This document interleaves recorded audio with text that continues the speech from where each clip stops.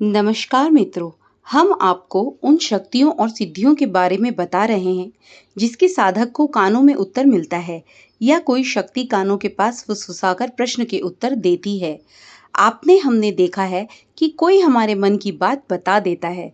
हम क्या सोच रहे हैं, हम क्या जानते हैं, हमारे मन में कौन सा फूल, फल, रंग, दिन, महीना आता है, कोई बता देता है। हमारे जेब में क्या है, हमारे पर्स में कितने रुपए हैं, बता देता है।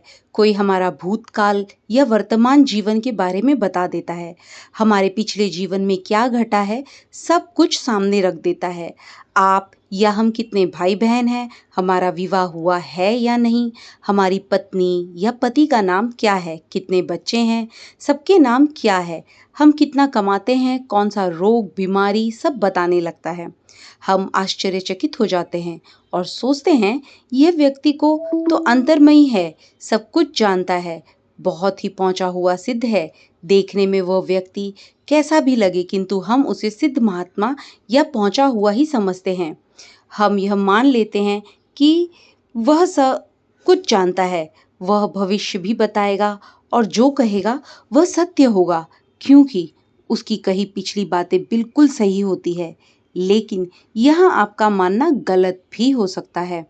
कुछ शक्तियाँ ऐसी होती है जो पिछला जीवन, पिछली बातें, पिछली घटनाएं, वर्तमान समय की स्थिति तो बिल्कुल सही बता देती है, किंतु इन शक्तियों की गति भविष्य में नहीं होती, अर्थात यह भविष्य में नहीं जा सकती या भविष्य की घटनाएं नहीं देख सकती। अतः यह भविष्य के बारे में सही नहीं बता सकती, या तो अनुमान से कुछ कहता है। ऐसा व्यक्ति या कुछ ज्योतिषी आधार पर कुछ शक्तियां ऐसी भी होती हैं जिनकी गति भविष्य में भी होती है, अर्थात वह भविष्य देख भी सकती है और भविष्य में जा भी सकते हैं। अतः वह भविष्य की घटनाएं भी सही सही बता देती है। कुछ शक्तियां ऐसी भी होती हैं जो भविष्य को बदल भी सकती हैं, अर्थात भविष्य की किसी अशुभ घटना को जानकर उसे मात्र सामान्य घटना में भी बदल सकती है। शक्तियां की कोई सीमा नहीं होती यदि वह उच्च स्तर की हो, किंतु सामान्यता जो पिछला जीवन बताती है या वर्तमान बता रही होती है, वह छोटे स्तर की भी हो सकती है। इन शक्तियों की साधना और सिद्धि आसान भी होती है और समय भी कम लगता है, जबकि बड़ी शक्तियों की साधना सिद्धि में वर्षों लग जाते हैं, वह भी तकनीकी दक्षता और मार्गदर्शन के साथ। अत्यंत उच्च स्तर की शक्ति तो कई वर्ष ले लेती है। मन की बात, जेब के पैसे, लोगों के नाम, पेशा, रिश्ता, भूतकाल की घटनाएं, जीवन के प्रमुख क्षण बताने वाली क्षुद्र विद्याओं में सबसे प्रमुख नाम कर्ण पिशाचिनी का आता है। इसके बाद एक विद्या होती है बाम की, जो यही कार्य कर देती है। कर्ण मातंगी आती भी इसी प्रकार का फल देती है। इनमें से अधिकतर विद्याएं शाबर तंत्र पर आधारित होती है और इनकी गति भविष्य में नहीं होती। यह पिछली और आज की स्थिति तथा घटनाएं बिल्कुल सत्य बताती है, किंतु भविष्य की भविष्यवाणी इनके साधक यदि करते हैं तो या उन्हें ज्योतिष का सहारा लेना पड़ता है या उनका कथन भूतकाल के आधार पर लगाया हुआ अनुमान होता है। कुछ शक्तियां जैसे प्रेत, जिन, ब्रह्मा, वीर, शहीद आदि भी भूतकाल की घटना या वर्तमान स्थिति बता सकते हैं, किंतु यह तुरंत सब कुछ नहीं बता सकती, क्योंकि गति धीमी होती है और इन्हें व्यक्ति के आसपास क्रियाशील शक्तियों से जानकारी प्राप्त करनी होती है। यह मन की बात नहीं पकड़ते। कुछ लोग इनके सहारे भी खुद को सिद्ध साबित करते रहते हैं। बाम की, कर्ण, मातंगी, कर्ण पिशाचिनी जैसी शक्तियों की साधना आंचलिक तंत्र अथवा शाबर मंत्रों पर ही अधिकतर आधारित होती है। यद्यपि कर्ण पिशाचिनी और कर्ण मातंगी के तंत्रोक्त मंत्र भी मिलते हैं, जिनमें सात्विक और तामसिक दोनों प्रकार के पद्धति होते हैं। यदि कोई यह कहता है कि कर्ण पिशाचिनी या कर्ण मातंगी मात्र तामसिक और गंदी शक्तियां हैं, तो वह गलत है, क्योंकि इनके मंत्र अनेक उच्च स्तर के ऋषियों द्वारा भी बनाए गए हैं, जो सात्विक और प्रभावी भी है। सात्विक और संतंत्रोक्त मंत्र स्वारा सिद्ध में समय अधिक लगता है, जबकि तामसिक, शाबर या आंचलिक पद्धतियों में समय कम लगता है। जिनमें समय कम लगता है उन सिद्धियों की शक्ति भी दीर्घ स्थायी नहीं होती। यदि उन्हें समय समय पर जागृत न किया जाए तथा उन्हें शक्तिकृत न करते रहा जाए तो कम प्रभावी होने लगते हैं, जबकि तंत्रोक्त पद्धतियों द्वारा की हुई साधनाएं और सिद्ध दीर्घ समय पर शक्तिशाली बनी रहती है। हमने वाल्मीकि के अब तक तंत्रोक्त मंत्र नहीं पाए हैं और इनके ज्ञाता भी क्षेत्र विशेष में ही अधिक देखे हैं। स्थानीय स्तर पर अलग अलग क्षेत्रों में भी इसी तरह के कुछ अन्य शक्तियों की साधना तथा सिद्धि भी करते हुए वर्तमान को भूतकाल बताकर अनुमान पर भविष्य बताते हुए लोग भविष्यवक्ता बनते रहते हैं, जिनकी अपनी एक सीमा होती है। वाल्मीकि, कर्ण, मातंगी, कर्ण पिशाचनी जैसी शक्तियां सामान्य मंदिरों, समाधियों आदि में भी साधक के साथ होती है और बातें बताती है, जिससे अक्सर सामान्य लोग भ्रम में होते हैं कि मंदिर में बैठकर कोई कुछ बता रहा हो तो अवश्य ही उनके पास देव शक्ति होगी, किंतु ऐसा हो यह जरूरी नहीं। जिन मंदिरों को यह आधार बनाए वहां ऐसा भी हो सकता है कि उस मंदिर में देव शक्ति बहुत जागृत न हो, भले वह कितनी भी भीड़ होती हो। यह शक्तियां शक्तिपीठों, जागृत मंदिरों, सिद्ध व्यक्तियों की समाधियों में प्रवेश नहीं कर पाती। दुर्गा, काली अथवा महाविद्या सिद्ध साधक के सामने इन साधकों की शक्तियां काम नहीं करती। कभी कभी तो ऐसा भी होता है कि किसी उग्र महाविद्या साधक के संपर्क में आने पर यह शक्तियां ही साधक का साथ छोड़ जाएं, ऐसा कि हमने घटते भी देखा है।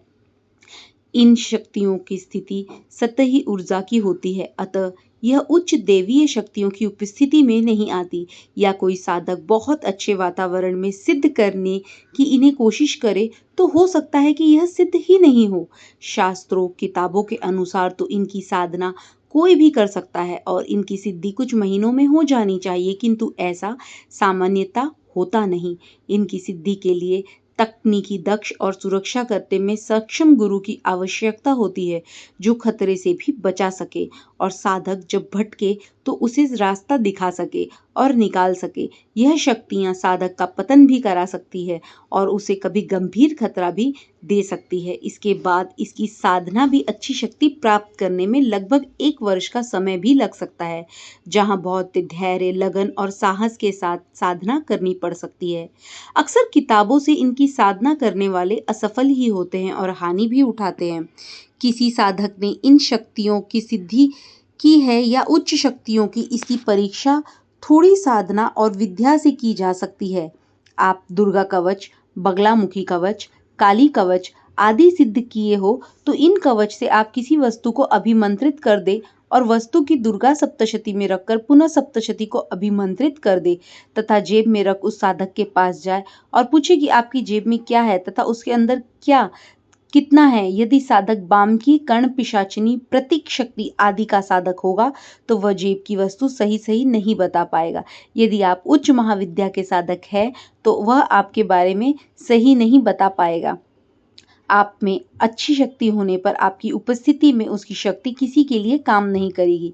जो भी शक्तियां भविष्य में जा सकती हैं या जो भविष्य के बारे में सही सही बता सकती है, वह सभी शक्तियां दैवी श्रेणी में आती है। कुछ शक्तियां आप में यह क्षमता उत्पन्न कर देती हैं कि आपकी पकड़ भविष्य ज्ञान पर हो जाती है, किंतु यह शक्तियां स्वयं आपको किसी बात के बारे में नहीं बताती, जैसे पंचांग, कुंडली आदि। पर कुछ शक्तियां ऐसी होती है जो सीधे भविष्य बता देती है। जो शक्तियां मनुष्य और देवताओं के बीच की स्थिति में होती है वह सभी भूत, भविष्य और वर्तमान बता सकती है, किंतु इनमें यह क्षमता होती है कि वह आपके चक्रों का जागरण कर आप में ही यह क्षमता उत्पन्न कर दे कि आप कभी भी कहीं भी किसी का भी भविष्य अथवा भूत दर्शन कर सके।